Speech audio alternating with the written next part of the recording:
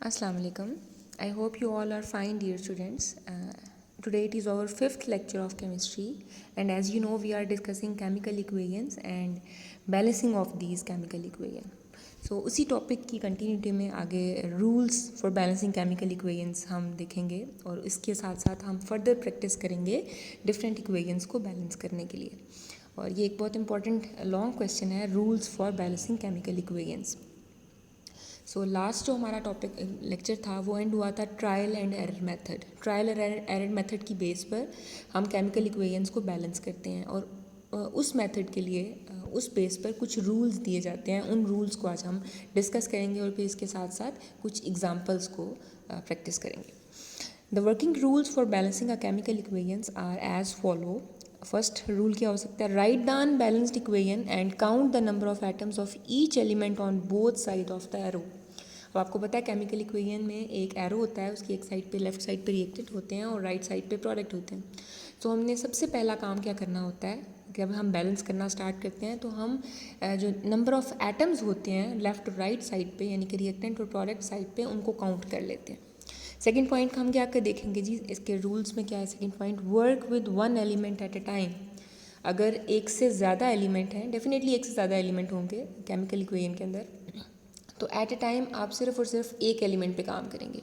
सबसे पहले एक एलिमेंट को बैलेंस करेंगे, जब वो बैलेंस हो जाएगा तो फिर हम अपने नेक्स्ट स्टेप में नेक्स्ट एलिमेंट की तरफ मूव करेंगे।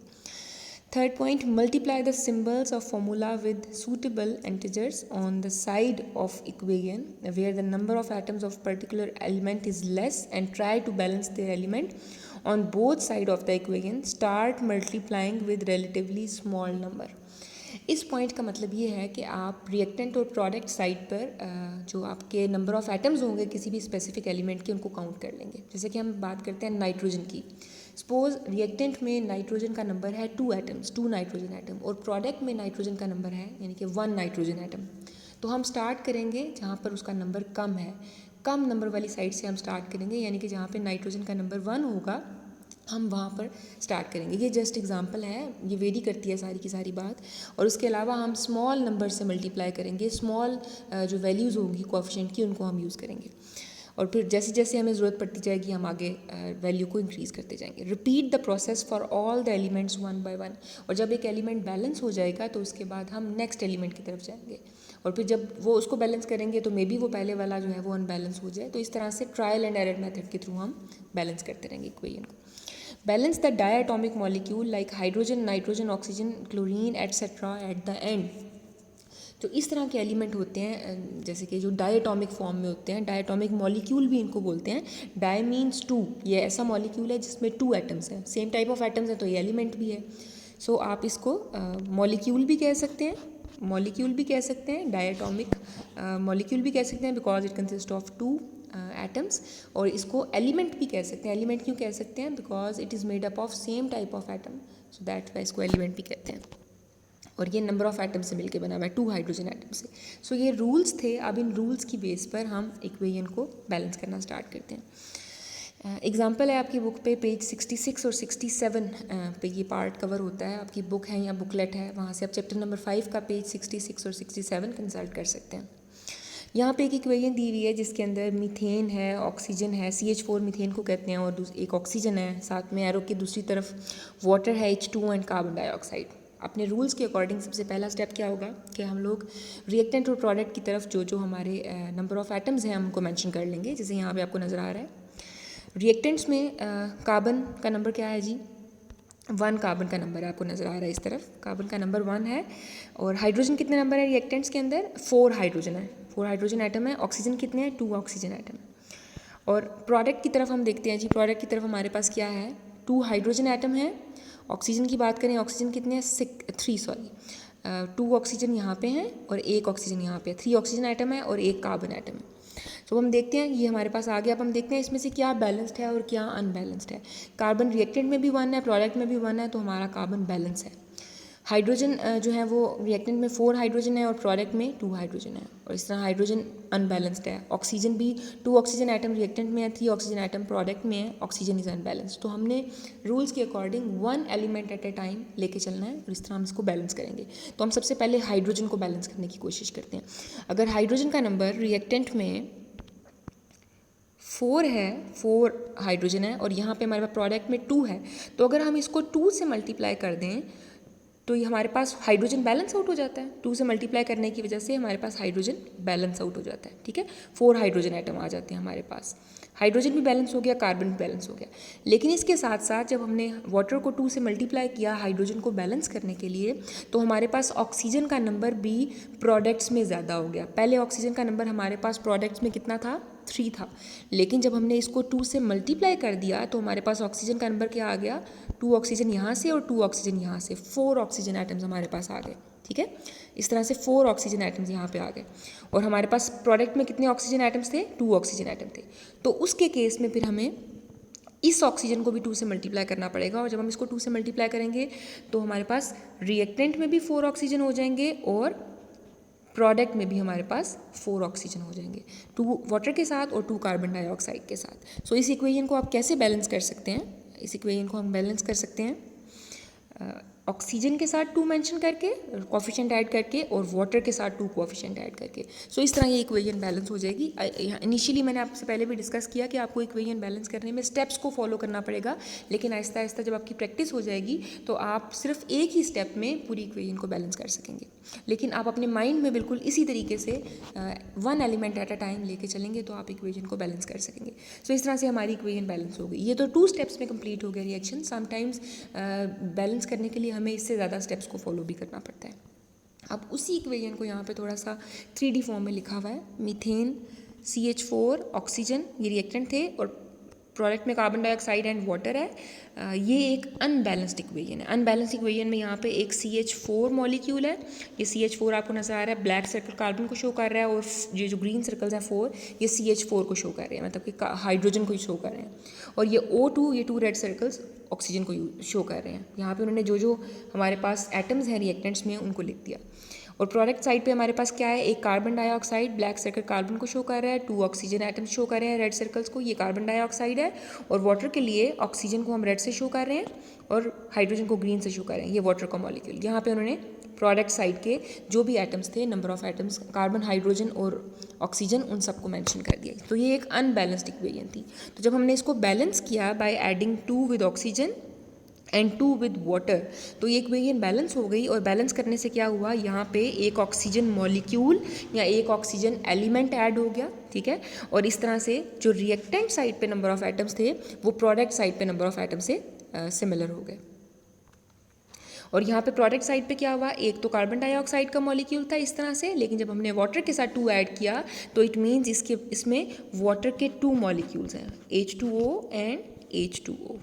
सो इस तरह से पहले जो एक वाटर मॉलिक्यूल था, ये जो मेंशन है, एक जो रेड सर्कल है वो ऑक्सीजन को शो कर रहा है और 2 ग्रीन सर्कल्स हाइड्रोजन को शो कर रहे हैं। इसी तरह से एक और हाइड्रोजन हमने यहाँ पे मेंशन कर दिया। सो इस तरह से 2 ऑक्सीजन के साथ ऐड कर दिया और 2 वाटर के साथ ऐड कर दिया, तो हमारी जो अनबैलेंस्ड इक्वेशन थी वो बैलेंस हो गई।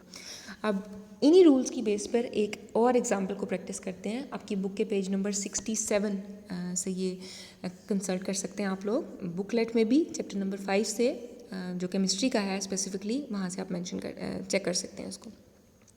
अब हमारे पास क्या क्या रिएक्टेंट्स हैं, कैल्शियम क्लोराइड है, उसके अलावा सोडियम कार्बोनेट है, कैल्शियम कार्बोनेट है और सोडियम क्लोराइड है। सबसे पहले हम क्या करेंगे, हमारे रिएक्टेंट और प्रोडक्ट साइड पर जो जो रिएक्टेंट्स हैं उनको हम मेंशन कर लेंगे। जैसे कि आप जानते हैं यहाँ पे कैल्शियम है, क्लोरीन है, सोडियम है, कार्बन है, ऑक्सीजन है, ये सारे के सारे आइटम्स हैं। आप इनका नंबर मेंशन करते हैं। कैल्शियम का नंबर क्या है रिएक्टेंट साइड पे, 1 calcium item, Ca is the symbol of calcium. Cl chlorine, chlorine के कितने आइटम्स हैं यहाँ पे, Cl2, 2 क्लोरीन आइटम्स हैं। ठीक है, सोडियम Na, सोडियम का सिंबल है, 2 सोडियम आइटम है यहाँ पे ये रिएक्टेंट में। और कार्बन का नंबर कितना है जी, 1, कार्बन का नंबर 1 है, 1 कार्बन आइटम। ऑक्सीजन कितने हैं, 3 ऑक्सीजन आइटम। ये हमारे पास रिएक्टेंट साइड पे सारी चीज़ें मेंशन है। अब हम प्रोडक्ट साइड पे देखते हैं। प्रोडक्ट साइड पे हमारे पास क्या है, कैल्शियम 1 है, कार्बन का नंबर कितना है 1, ऑक्सीजन कितने हैं 3 ऑक्सीजन आइटम। यहाँ पे हम सोडियम देखते हैं, सोडियम का नंबर है 1, क्लोरीन का नंबर है 1। अब हम ये देखते हैं कि हमारे पास इन सब में जो रिएक्टेंट और प्रोडक्ट है क्या कोई चीज़ बैलेंस्ड है या सब ही अनबैलेंस्ड है। कैल्शियम रिएक्टेंट में भी एक था और प्रोडक्ट में भी एक था, it means calcium is balanced.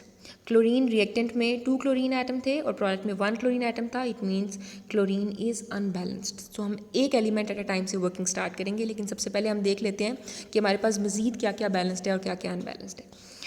Next है जी, सोडियम के 2 एटम्स हैं और सोडियम का 1 एटम है, सोडियम इज़ अनबैलेंस्ड। सो हमारे पास क्लोरीन भी अनबैलेंस्ड है और सोडियम भी अनबैलेंस्ड है। Carbon 1 atom, carbon is balanced. 3 oxygen atom, oxygen is also balanced. So आपके पास एक सोडियम और एक क्लोरीन का एटम है, सोडियम और क्लोरीन रिएक्टेंट और प्रोडक्ट साइड पे अनबैलेंस्ड है। तो हम सबसे पहले सोडियम से स्टार्ट कर लेते हैं, ठीक है, 1 एलिमेंट एट अ टाइम। तो हम वहाँ से स्टार्ट करते हैं जहाँ पे सोडियम का नंबर कम होगा। अब आपने स्टेप 2 में देखते हैं, यहाँ पे रिएक्टेंट साइड पे सोडियम का नंबर था 2, Na2, और प्रोडक्ट साइड पे सोडियम का नंबर जो था वो 1 था। तो इसके लिए हमने यहाँ पे जो कोफिशिएंट ऐड किया दैट इज़ 2 कोफिशिएंट ऐड करने से सोडियम का नंबर हो गया 2। जब सोडियम का नंबर 2 हो गया तो यहाँ पे हमारे पास सोडियम भी बैलेंस हो गया। Calcium balance, chlorine balance, sodium balance, oxygen balance. अब हम देखते हैं क्लोरीन बैलेंस नहीं था, कार्बन बैलेंस था। क्लोरीन बैलेंस नहीं था, कार्बन बैलेंस था।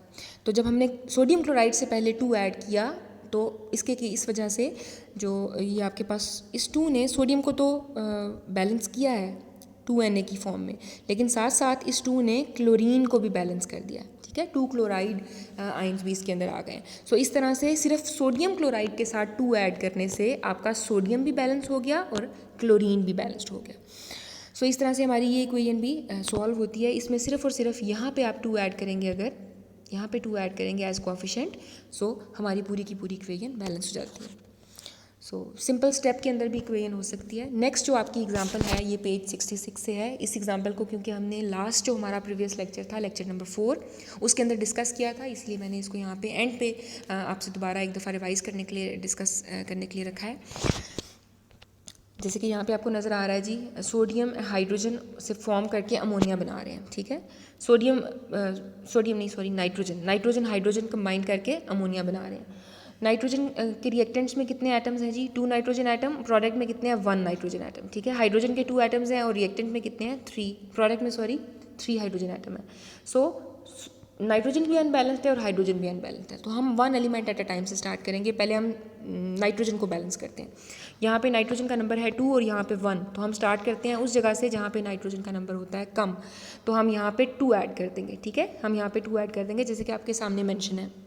2 ऐड करने से नाइट्रोजन तो आपका बैलेंस हो गया, लेकिन साथ में हमने हाइड्रोजन का नंबर 3 से इंक्रीज़ कर दिया 6, 2 3 ज़ा 6, तो हाइड्रोजन का नंबर 6 हो गया और यहाँ पे हाइड्रोजन का नंबर कितना है? 2। सो उसके केस में अब हमें नेक्स्ट स्टेप में क्या करना पड़ेगा? हाइड्रोजन को फिर फर्दर बैलेंस करना पड़ेगा। सो यहाँ पे हम क्या करेंगे? हाइड्रोजन के साथ भी 3 ऐड कर देंगे। हाइड्रोजन के साथ 3 ऐड करेंगे, सो इस तरह से जो प्रोडक्ट में 6 हाइड्रोजन हुआ था, रिएक्टेंट के साथ, रिएक्टेंट वाली साइड पे हाइड्रोजन को 3 लिखने से क्या हुआ कि हमारा हाइड्रोजन भी बैलेंस हो गया। सो इस तरह से इस इक्वेशन के अंदर आप यहाँ पे जब हाइड्रोजन रिएक्टेंट में हाइड्रोजन के साथ 3 ऐड करेंगे और प्रोडक्ट में अमोनिया के साथ 2 ऐड करेंगे तो आपकी इक्वेशन बैलेंस हो जाएगी। सो पहली दोनों इक्वेशन 2 स्टेप्स में सॉल्व हुई हैं और ये वाली इक्वेशन 3 स्टेप्स में सॉल्व हुई है। इस पार्ट को हम पहले डिस्कस कर चुके हैं प्रीवियस लेक्चर में। 1 नाइट्रोजन एलिमेंट और मॉलिक्यूल, 3 हाइड्रोजन एलिमेंट और मॉलिक्यूल्स, 2 अमोनिया मॉलिक्यूल्स। इसको हम एलिमेंट नहीं कहेंगे, अमोनिया को हम एलिमेंट नहीं कहेंगे, सिर्फ मॉलिक्यूल कहेंगे, because it is made up of different kind of atoms. So इस तरह से ये बैलेंस हो गई। और इन टॉपिक से रिलेटेड आज का जो लेक्चर था वो लॉन्ग क्वेश्चन पे बेस करता था। उस लॉन्ग क्वेश्चन की बेस पे आप इसके स्टेप्स को राइट करेंगे और कोई एक एग्जांपल को डिस्कस कर देंगे। आप लोगों को यहाँ पे हम एग्जांपल नंबर 1 जो अमोनिया से रिलेटेड एग्जांपल है वो राइट करने के लिए कह रहे हैं, लेकिन आप एग्जांपल 2 या 3 में से भी कोई एग्जांपल अपनी बुक की पेज से लिख सकते हैं। आई होप कि आपको आज की लेसन की समझ आई है। If you find any problem you may ask. Thank you. अल्लाह हाफिज़।